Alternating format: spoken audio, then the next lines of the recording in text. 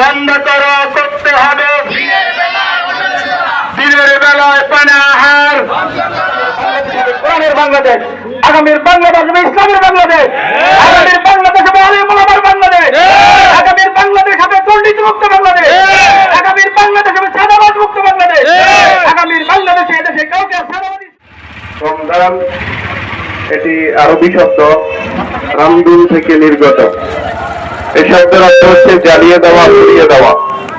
শাহরুর রমাদান মানে হচ্ছে জ্বালিয়ে দেওয়ার মাস, পুড়িয়ে দেওয়ার মাস। এখন প্রশ্ন হতে পারে কি জ্বালায় আর কি পড়ায়।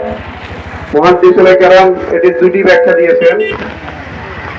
জ্বালিয়ে দেওয়ার মাস মানে হচ্ছে এই মাসে উম্মতি মুহাম্মদীর মধ্যে যারা রোজা রাখে তাদের গুনাহসমূহ আল্লাহ সুবহানাহু ওয়া তাআলা জ্বালিয়ে পুড়িয়ে শেষ করিয়ে দেন।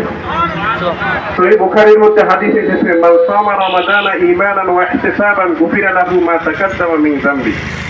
যে ব্যক্তি ঈমানের সাথে এবং চেতনার সাথে মাহে রমজানে রোজা রাখলো, আল্লাহ সুবহানাহু ওয়া তাআলা তার অতীতের সমস্ত গুনাহ খাতাগুলো মাফ করে দিবেন।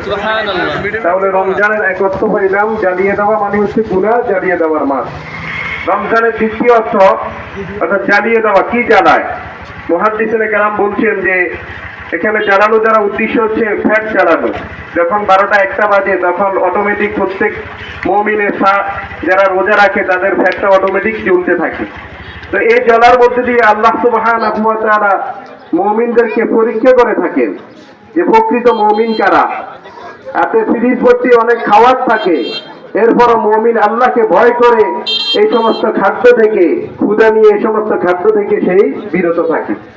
তো সম্মানিত উপস্থিতি, মাহে রমজানের ডাক হচ্ছে এই মাস গুনাহ মাফের মাস। আল্লাহ সুবহানাহু ওয়া তাআলা প্রত্যেক ঈমানদারের গুনাহকে আল্লাহ সুবহানাহু ওয়া তাআলা এই মাসে ক্ষমা করে দিবেন। তা আমাদের কাজ হচ্ছে আল্লাহ সুবহানাহু ওয়া তাআলা ইরশাদ করছেন, ইয়া আইয়ুহাল্লাযীনা আমানু কুতিবা আলাইকুমুস সিয়াম কামা কুতিবা আলাল্লাযীনা মিন ক্বাবলিকুম লাআল্লাকুম তাত্তাকুন। মাহে রমজানের কর্মসূচি মূল হচ্ছে একটি, যাতে করে আমরা এই রমজান মাসে তাকওয়ার নীতি অবলম্বন করে বাকি 11টি মাস এই নীতির আলোকে আমরা চলতে পারি। এই বলে আমি আমার আলোকপাত এখানে শেষ করলাম। রোজা আমাদের সকল মুসলমানের উপর যেমনি ভাবে ফরজ, যেমনি ভাবে আমাদের উপর নামাজ ফরজ, এমনি ভাবে আল্লাহ রাব্বুল আলামিন কোরআনে বলেছেন আকিমুদ্দিন, তোমরা দিন কায়েম করো, ঠিক কিনা? এই আকিমুদ্দিন কায়েমের প্রত্যয় দীপ্ত কাফেলা হচ্ছে বাংলাদেশের জামাত ইসলামী। আমরা একমত কিনা? এই দিন কায়েমের সংগ্রামে, এই দিন কায়েমের দিকে দাওয়াত দিতে গিয়ে বাংলাদেশের জামাত ইসলামের শীর্ষ আমাদের 11 জন দায়িত্বশীলকে খুনি হাসিনা অন্যায়ভাবে রাষ্ট্রীয় সিদ্ধান্ত দিয়ে শাহবাগে মঞ্চ বসিয়ে আমাদের দায়িত্বশীলদেরকে ফাঁসি দিয়েছে, ঠিক কিনা? আমরা যাকে কোরআনের ফাঁকি বলি, সেই কোরআনের ফাঁকিকে এই খুনি হাসিনা এদেশের তৌহিদি জনতাকে দূরে সরানোর জন্য, কোরআন থেকে বিচ্ছিন্ন করার জন্য, ইসলাম থেকে বিচ্ছিন্ন করার জন্য আমাদের আল্লামাকে সিদ্ধান্ত নিয়ে সেই হসপিটালে নিয়ে ইঞ্জেকশন দিয়ে দুনিয়া থেকে বিদায় হয়েছে, ঠিক কিনা?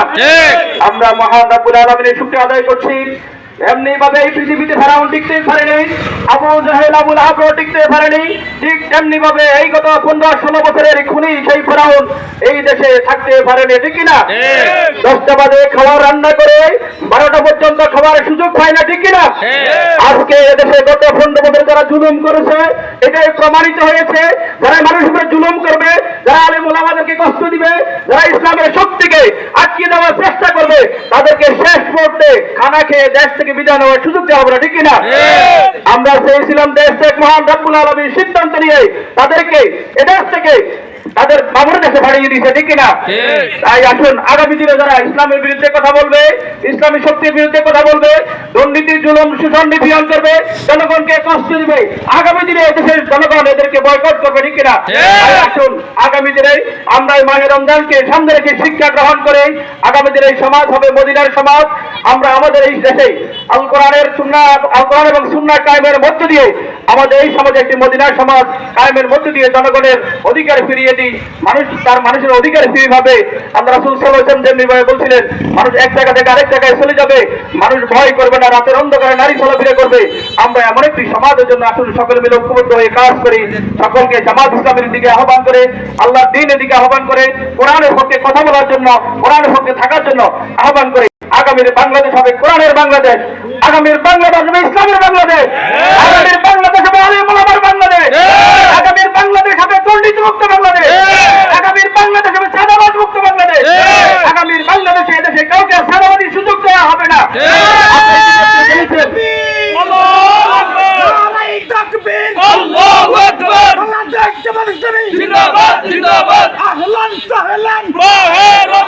আপনারা ইতিমধ্যে জানেন আমাদের আমির জামাত ঘোষণা দিয়েছে যেখানে চাঁদাবাজরা চাঁদাবাজির জন্য এগিয়ে আসবে বাংলাদেশের জামাত ইসলামী সর্বশক্তি নিয়ে সেখানে ঝাঁপিয়ে পড়বে। এদেশের মানুষকে অতীতের মতো আর মানুষের উপরে চাঁদাবাজি করার কষ্টে দেওয়ার সুযোগ জামাত ইসলামী কাউকে দেবে না। যেখানে অন্যায় সেখানে জামাত ইসলামী হাজির হবে ইনশাআল্লাহ। আসুন সকলকে বাংলাদেশ জামাত ইসলামী দিকে দাওয়াত দিয়ে আজকের প্রোগ্রাম আমরা এখানে শেষ করছি। আসসালামু আলাইকুম ওয়া রাহমাতুল্লাহি ওয়া বারাকাতুহু।